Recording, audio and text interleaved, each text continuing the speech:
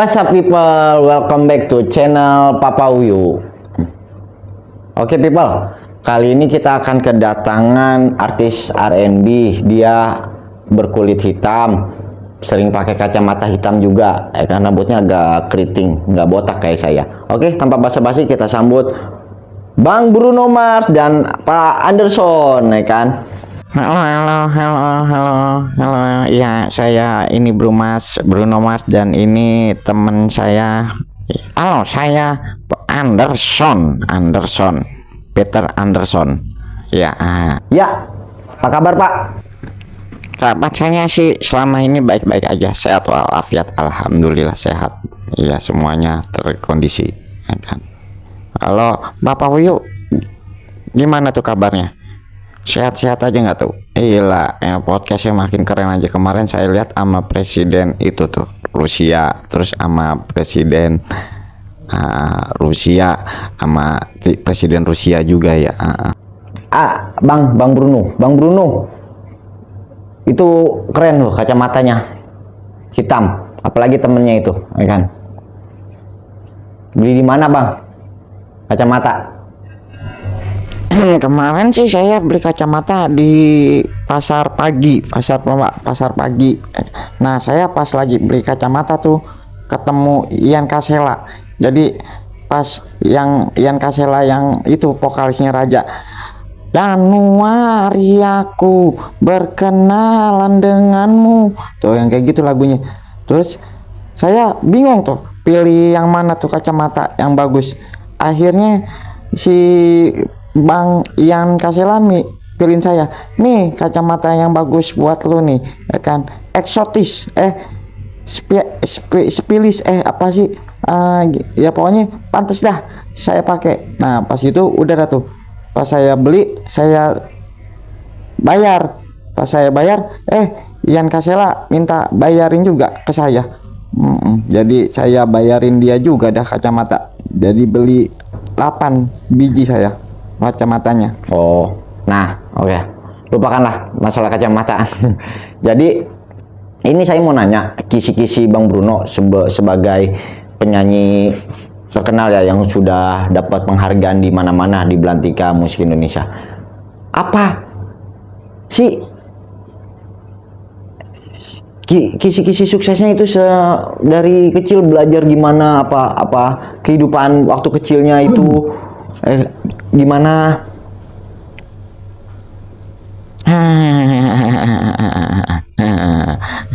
Waktuku kecil, hidupku amatlah senang di peluknya. Iya, begitulah waktu kecil. Saya waktu kecil pendek, hitam, dekil, rambut keriting. Waktu kecil saya sering dikatain, Bruno Kribo, Bruno hitam, kan. Nah saya dendam tuh, dari itu saya dendam, saya akan menjadi putih, kan gitu ya. Nah saya juga waktu kecil senang hidup saya. Dan juga saya dari kecil dididik belajar urut, belajar mijit. Jadi kalau ada patah-patah tulang itu saya mijit semuanya. Kalau ada yang kesleo, kan, kecelakaan habis naik motor, jatuh dari tangga. Nah kalau Papa Uyu gimana kabarnya? Nah baik-baik aja. Kalau saya sih kecil saya ya biasa-biasa aja ya, kan ya, yang dididik ya agama, dididik etika, dididik sopan santun, dididik ya pendidikan gitu, ya kan, dari jenjang-jenjang pendidikan sampai jenjang karir. Nah kalau Bang Bruno sama Pak Anderson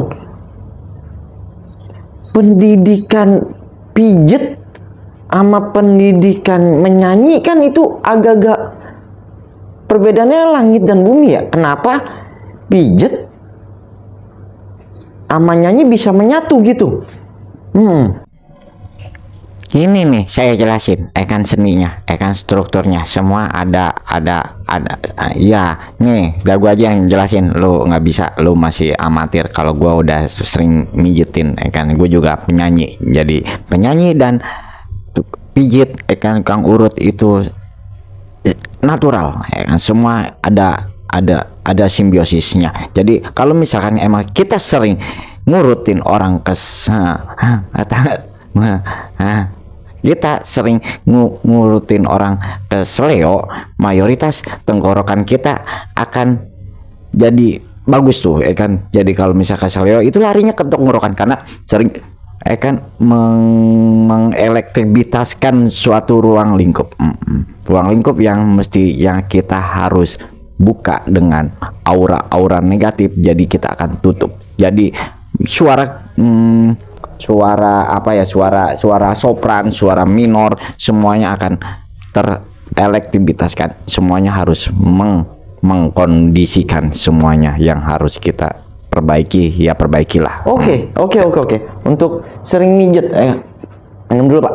Sering mijet sama nyanyi, ya mijet patah tulang, mijet patah keseleo, kenyanyi gimana? Masih nggak nyambung ya kan? Nah, Pak Wuyu masih nggak paham juga nih, kan nyanyi do re mi fa sol la si do, ya gitu ya kan, ya, nyanyi itu nyanyi iya kan, nyanyi ya kan, do re mi fa sol la si do si fa mi re do. Nah kalau ngurut dia pakai minyak,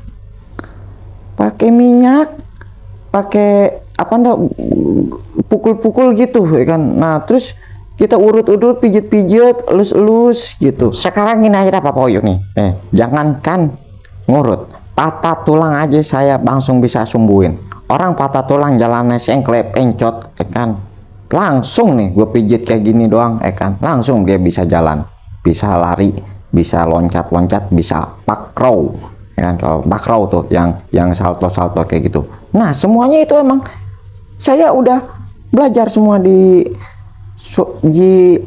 Naim. Jadi emang kalau patah tulang saya yang pegang tuh tulangnya, tulang iga, tulang sumsum, di sop enak gitu. Jadi apalagi kalau pakai sambal limo, enak banget. Jadi semua yang patah tulang harus makan sop iga sama pakai sambal limo, sedep, seger. Pakai emping juga, jangan lupa. Oh, jadi emang seperti itu ya. Nah, kalau misalkan emang semua yang kita pijet itu bisa, lantas, ya kan? Yang Bapak lakuin sebelum nih bentar nih. Saya cerita sedikit nih. Waktu saya lagi patah tulang, kecelakaan motor ya kan, nabrak saya ya kan, kaki saya patah, bukan sih, mata kaki saya itu, dari mata kaki kan sebelah di samping nih, pindah ke depan, tuh saya, ini cerita real pemirsa, ke people ya kan. Saya diurut tuh sama tukang pijet, digeser mata kaki saya langsung, cetak, betul, langsung.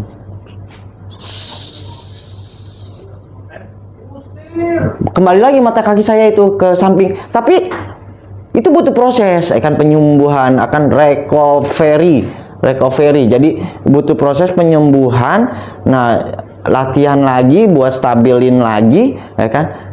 Itu bertahap, mungkin kita latihan jalan lagi, ya kan? Jadi itu bisa waktu makan 2 minggu, Pak Bruno. 2 minggu, nah baru bisa sembuh. Ini keren banget loh, Pak Bruno patah tulang terus langsung bisa. jalan tuh orang, ya kan, tulangnya. Nothing impossible. Nggak ada yang nggak mungkin di dunia ini. Semua sudah diatur. Jadi jangankan patah tulang nih, Papa Uyu nih, saya bilang. Orang bangun tuh gue tidur. Orang itu patah hati ke tempat saya bisa saya sembuhin. Ya, patah jantung bisa saya sembuhin. Patah ginjal bisa saya sembuhin. Semuanya yang berbentuk patah-patah. Kalau kaca bisa retak, kayu juga bisa patah. Cintaku semua karena Nyai, demi Nyai. Tuh, tolong jelasin Pak Anderson. Ya, kita tuh kalau masalah patah hati nih ya, kita bahas patah hati dulu ya. Ada sesosok pasangan, sepasang pasangan, ya kan, bukan sesosok. Kalau sesosok itu satu, kalau sepasangan itu kiri kanan. Jadi ada sepasangan kiri kanan, pria dan wanita datang patah hati ke tempat saya, terus kita obatin. Nah, hatinya kagak jadi sembuh, maksud saya. Kayak gitu. Jadi selain patah tulang, Pak Buno juga bisa urut-urut itu ya, masalah patah hati. Rokok, Pak. Nih, bagi rokoknya dong, Bapak Uyu. Asem nih. Dari tadi belum merokok, enak banget. Masa gua tamu nggak dikasih minum, nggak dikasih rokok, lu sedangkan host minum sendiri, ngerokok sendiri, ya nggak adil nih, ya kan ya. Ya udah nih, kita bahas tadi pertanyaan lu dulu, ya kan, ntar ngerokoknya ntar aja di belakang layar ya. Ya, patah hati itu adalah suatu insiden, suatu crash, suatu accident, ya kan. Jadi kalau misalkan emang kecelakaan yang timbul antara sepasang kekasih yang sedang kasmaran, lalu dia akan mengalami accident, dan accident itu timbullah, ya kan, crash. Nah, crash itu akan menjadi alangkah baiknya diobati supaya tidak berkelanjutan. Nah, jadi begitu akibatnya kalau kita malah melakukan patah hati, kita sudah berani berasumsi untuk melakukan hubungan yang lebih dalam lagi agar semua masalah jadi terselesaikan. Kalau misalkan tidak terselesaikan, patah hati itu akan jadi patah apalah, jadi lebih dalam lagi. Kalau misalkan lebih dalam lagi, akan oksigen itu akan berkurang. Jadi kalau misalkan kayak Palung Mariana itu kalau misalkan lebih dalam, kita lebih dalam lagi, ke dalam, kita nggak akan pernah sampai ke sana. Selain juga patah hati, kan, itu patah tulang, saya juga bisa ngobatin ngurut anak bayi. Nah, anak bayi itu nggak ada tuh yang namanya patah hati. Anak bayi juga tuh nggak ada namanya patah tulang, karena anak bayi itu belum bisa jalan, paling digendong doang sama ibunya, kayak begitu gitu, Bapak Uyu. Ngurut bayi juga bisa. Iya, kita bisa ngurut balita bawah 5 tahun sama ngurut batita bawah 5 tahun. Bawah 3 tahun ya. Maaf, sorry maaf. Kalau Ya. bayi yang diurut apa itu? Apa patahnya? Apa yang patah itu? Bayi kan enggak. Bolot nih, Papa Uyu. Tadi kan gue udah jelasin, iya, malas banget gue sama dia nih, bolot banget, kan. Iya dah, gue udah jelasin. Kalau bayi itu kagak ada yang patah, karena bayi digendong ame maknya, jadi nggak mungkin dia patah tulang. Lagi Bapak Uyu, dari tadi kita ngomong enak banget sih, main handphone aja nggak fokus, ya kan. Makanya nih, denger dulu nih pembicaraan kita. Jadi saya klarifikasi lagi nih, bayi bawah 5 tahun sama bawah 3 tahun itu adalah harus posyandu, harus divaksin, vaksin. Jadi kalau vaksin kemarin tuh yang kasus apa tuh, vaksin yang virus apa itu, yang COVID itu, paling juga kalau bayi tuh keseleo, keseleo ya badannya pegal-pegal karena kan bayi itu nggak bisa ngomong. Kalau keselio pasti nangis saya terus beringsangan hawanya. Oh, semen bayi semen itu doang masalah keselio ya kan. Nah, kalau yang diurut ada nggak cewek cakep gitu? Cewek cakep diurut tuh enak tuh Pak Bruno tuh. Kita ya kan nih bayangin ya kan, kalau cewek cakep ngurut kita pegang-pegang ya kan tuh cewek cakep. Ada nggak tuh cewek cakep? Nggak bisa Pak Poyo. Kalau perempuan tuh, kalau apalagi cewek cakep nggak bisa karena kita bukan muhrim. Paling juga kalau emang dia pengen banget kita urut, ya kan, dia pengen banget kita sembuhin, kita via Zoom, ya kan, via Zoom. Kalau nggak video call. Jadi ini kecanggihan saya nih, saya bilang teknologi semua udah saya kuasain. Jadi kalau video call saya bisa urut. Jadi semuanya cukup aja kita video call, ya kan. Neng, patahnya yang di mana Neng? Di dengkul kiri, apa tumit, apa di mata kaki, ya kan, apa di sikut. Nah, kita tinggal kasih tahu aja, Neng di mana mah. Oke, Neng sini. Videoin kalau misalkan tumitnya yang sakit, videoin. Kalau nggak emang dengkulnya yang patah, videoin. Nah, kita videoin lah tuh kita. Nah, saya urut-urut tuh di handphone. Neng, saya minyakin nih handphonenya, saya minyakin, saya pijit-pijit handphone saya tuh. Nah, di handphone dia tuh video dengkulnya yang patah, ya kan. Nah, saya urutin, udah rapi, ya kan. Terus ya udah sembuh tuh dengkul dia sembuh. LCD saya kan rusak karena saya pijit-pijit handphone saya.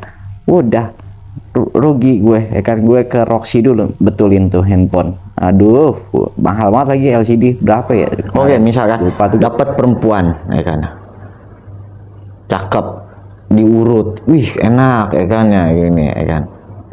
Terus nggak hanya perempuan cakep doang yang via Zoom sama via video call gitu. Banyak ya jenis-jenis perempuan, ya kan, ya Pak. Nih perempuan itu kan artinya luas Pak Poyo. Perempuan, kalau Pak Poyo taunya perempuan cakep, bahenol, putih, ya kan. Kalau kita nih spesifik perempuannya, ya kan, luas ya. Ibu-ibu itu perempuan, nenek-nenek perempuan, kakek-kakek laki-laki, bapak-bapak laki-laki. Nah, jadi kalau mereka nggak sempat ke padepokan saya, nggak sempat ke nih gue jelasin nih. Perempuan itu ada 3 jenis: perempuan gadis, perempuan cakep, perempuan gadis, maksud saya perempuan ya emak-emak, nenek-nenek sama gadis. Jadi kalau perempuan itu nggak semua yang cakep kita urut, emak-emak, nenek-nenek juga kita urut. Gitu Pak Poyo. Jadi ya jangan pikiran cewek cakep aja yang kita urut, ya kan. Banyak, ya kan, ya. Jadi semua jenis yang kita urut, banyak orangnya. Jadi gitu. nggak semua perempuan itu. Enggak nih. Bukan perempuan doang yang harus kita video call. Kadang-kadang saya tanya dulu nih, misalkan ada laki, ya kan, yang mau itu, saya nanya, dia waras apa kagak tuh, ya kan. Kalau misalkan waras boleh kita pijit karena laki sama laki, ya kan. Nah, kadang-kadang ini jadi aib nih, gue ngomongin aib nih, gue agak-agak jijik. Aduh, cerita kagak ya ini udah nggak apa-apa dah, gue cerita nih hanya di podcast Papa Uyu. Gue belak-belakan, gue pas gue ada tuh seorang laki-laki dia minta mijet patah tulang, ternyata dia homo, ya kan, namanya kita pijit kan, ya mungkin saya hanya sekedar mau pijit doang, ternyata dia homo. Pas saya pijit, ya kan, ya kan, dia airnya begitu, ya kan, airnya ngaceng tuh titiknya. Lah, lu ngapa? Gue tanya, kenapa lu ngaceng titik lu? Aduh, gue jijik. Ternyata dia, waduh, ternyata dia homo. Anjrit, gue usir aja tuh gara-gara titiknya ngaceng, ya kan, gara-gara dia nafsu sama gue. Iya, aduh. Nah dari sini kita selektif untuk memilih pasangan hidup Papa Uyu. Pasangan hidup pasien yang hidup yang urut sama kita. Jadi kalau misalkan lo homo, kita seleksi dulu dia ngaceng apa kagak. Kalau misalkan nggak ngaceng berarti dia nggak homo, ya kan. Jadi ya begitulah apa sih keluh kesan suka duka jadi tukang pijet berkacamata hitam ini. Oke, people. Demikianlah perbincangan kita dengan Bang Bruno, penyanyi R&B yang legendaris dengan urutnya. Oke, terima kasih Bang Bruno. Mantap.